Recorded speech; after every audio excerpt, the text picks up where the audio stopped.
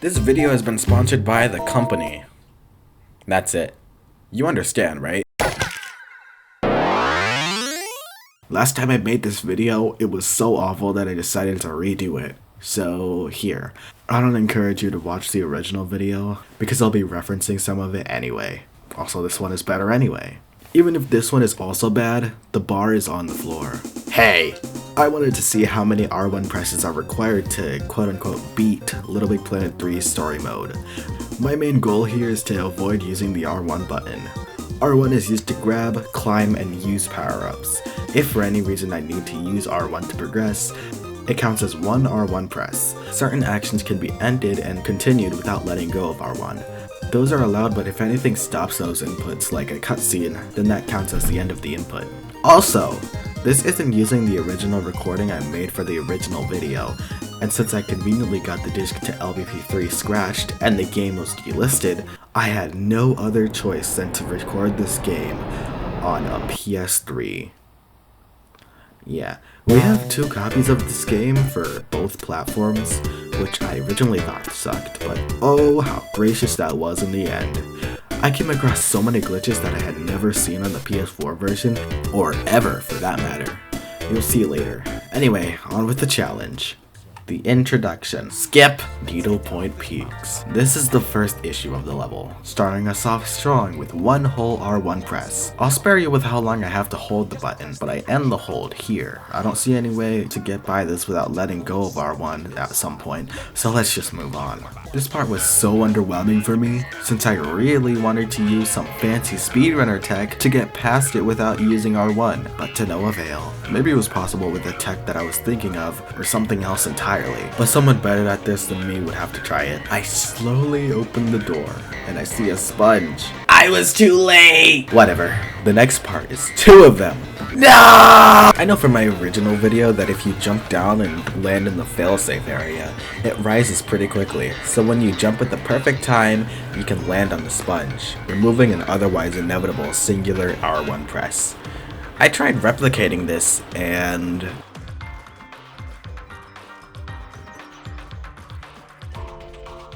I passed with flying colors. Anyway, let's just go and not worry about that. The last obstacle is a giant spinning cheese, Newton's airship. Most of the Pumpinator's uses can be skipped by holding L1 instead.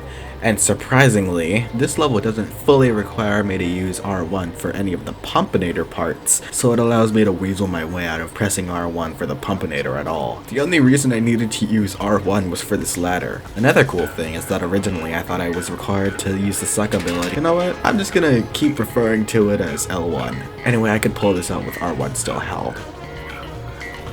Suck ability. More things like that'll be happening as well. Beverly is trying so hard to tell me that it's the sucking ability, and I would rather die. Instntrmn manner. There's not much in terms of R1 skips, other than the beginning with this thing with the bounce pads. Oh my gosh, I didn't even finish that part of the script. Can't skip this hot air balloon section for some reason, despite the fact that the pinwheel is definitely going in the right direction. The zipline is a sponge, so it's mandatory that I let go. Once we get inside, it's basically all one continuous R1 press until the cutscene where we immediately have to press it again. Tin Pot Towers. The beginning of this level already makes us use R1 on the Pumpinator, and before the boss there's a cutscene which causes us to end our R1 press. The boss itself is pretty easy by just holding R1. Manglewood Swamp. I'm just gonna say them all now. There's 3 R1 presses to get to each level. A ladder for deep space drive-in and shake, rattle, and roll. And a swinging sponge for high stakes heist. Deep space drive-in. I have no idea what I was counting for my original video. The amount of R1 presses wasn't 3, it was 5. But I found out a way to avoid one of them. This thing you're supposed to grab can be pushed out using R1 on the Pumpinator, because I was holding it before. But that's it. Still have to press R1 here, here, and here. Shake, rattle, and roll. I like this level. At the beginning, you have to use a slide that sends you into a velociporter, but jumping right before you go through allows you to land on top of the thing you're supposed to grab. I'm just now beginning to think that that was intentional. I made myself seem all cool just for something that was completely supposed to happen. This thing I was actually able to land on. Anyway, next part. First R1 press is here, where you have to climb up and let go. But I didn't want to let go, so I spent way too long trying to jump down while avoiding the ladder, since there's a very small area where I could fall down while missing everything except for the velociporter.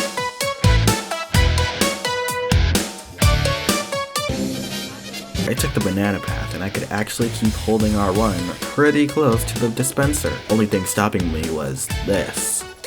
I'll get you back for that. Time for strawberry path. This one's a lot faster, albeit with 2 more R1 presses. So we milk shook a tail feather out of there. Colonel, I'm in the area. What's the move? Just use this like blink ball turret, girlie. What does it do? It like literally teleports you to the blink turtle. Silly. Alright, I'm on it. Ah, frick! Okay, in all seriousness, why are the blink balls so buggy? Twice now they've deleted objects. Crimbling Crups and Crimbling Crups and Lights Camera Traction are levels that both feature Oddsock as the only playable character. Oddsock doesn't use R1. He's some sort of guy who would be against pressing R1. Like a loser! Yo, Oddsock is a loser. Hey, how about you 1v1 me? Loser! That guy Oddsock is lame. Wins. I would never do that. Look at me pressing R1. Ziggurat Grand Hall. You only have one option to get flip-flop folios. Press R1. You did it! Flip-flop folios. I finally found an image for this level. It's not in the level badge shape, but better than the stock image I used before. Anyway, this level is annoying, but not nearly as annoying as a future level. It shows the return of the blink ball, where again, I forgot to finish the script. It shows the return of the blink ball where we encounter the most bugs, like this, and this. Hey look, a marble! Furry Soul Tacos. Just like that loser Oddsock, the Yeti has no R1 functionality. Go loco! Go loco! Go stupid! Loco! Introduces us to the Creator's distant cousin, the Hook Hat. This will be pretty brief. This will be pretty beef? What? This will be pretty brief. At the beginning, it has us try out the Hook Hat, before thrusting us into a cutscene where we immediately have to press R1 again. And twice they have us let go to get to a bounce pad. But other than that, it's a continuous R1 press throughout. I'm just as shocked as you are. No sponges or anything. 2-2 Tango. I'm gonna be honest, this level is really boring, mostly because Toggle is just a Sackboy clone with a lame power and even lamer side effects. I did do this though. On the Link of Disaster, it's a silly little auto-scroller, so we can just take a backseat to avoid R1 presses. Bunkum Lagoon. To get to Belly of the Beast, you need to walk there. To get to Mastermaker's Tower, you need to use a ladder. However, to get to Cloud Caravan, you need a commitment to a year-long gym membership that you'll inevitably break. Or you could just press R1 6 times. Belly of the Beast. This level is pretty fine. 2 are from ladders and 3 are from sponges. Keep that in. Maskmaker's Tower. There's 52 R1 presses here, because you can't hold R1 for the boost boots like every single other power-up. I'm literally not going to relay them all to you, because I like you. Cloud Caravan. This level is actually fun. A little slow now that I'm not using R1, but it is fun. For example, there are 2 sections where you need to grab some sponges and take them to a certain area to progress, but with a little ingenuity and Nick A30, it's perfectly possible to get by, although the only 2 parts you literally can't skip an R1 press are related to sponges. No, they're not. They're related to plungers. This is why I don't like them. The Great Escape. Skipping Oddsock. The only times an R1 press is required is when we need to pull out the batteries as Toggle and Swoop. Oddsock is the only one who has to push them in because, you know, this you can't grab. Even bosses wear hats sometimes. Yeah, next you're gonna tell me that they all have good ideas. The final level. This one has each playable character get their own section, starting with Toggle, whose R1 presses all come from having to grab the bomb that Swoop gives you. This happens 3 times before Swoop's section, where you're meant to swoop through it just like in Cloud Caravan, but just like that level, you can say, nah, I'm gonna do my own thing. Anyway, after that swooping section, gotta get the bomb into the cannon. This part just can't be original, can it? After that, hey look, it's me! Hi, viewer. This part is focused on the hook hat. We could get away with only one R1 press, but there's the part where you have to let go. So afterward, the last part is a mad dash as Oddsock.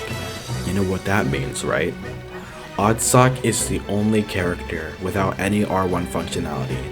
So that means that for the rest of the level, I will never, ever have to press R1 again. And it's honestly a relief to be feeling this mortal having to show really choose and actually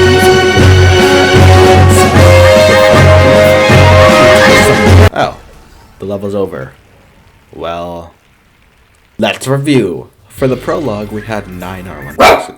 Dog, please. I'm almost done. For the prologue, we had 9 R1 presses. The most coming from Needlepoint Peaks as well as Stitcham Manor, and the least coming from the introduction, because it's the introduction, you idiot. For Manglewood, we had 15 R1 presses, the most coming from Shake, Rattle, and Roll, and the least coming from Crumbling Crypts and Light Skim Retraction. For the Ziggurat, we had 15 R1 presses as well, the most coming from Flip Flop Folios, and the least coming from Furry Souls, Hot Coals, and On the Link of Disaster. For Bunkum Lagoon, we had 72 R1 presses, the most coming from Mask Maker's Tower, who would have guessed that, and the least coming from Cloud Caravan and the Great Escape. All that for a total of 113 R1 prizes. That's an improvement from last time's 114. Alright now, like and subscribe or else your bloodline will be discontinued like the LBP franchise was. Never forget.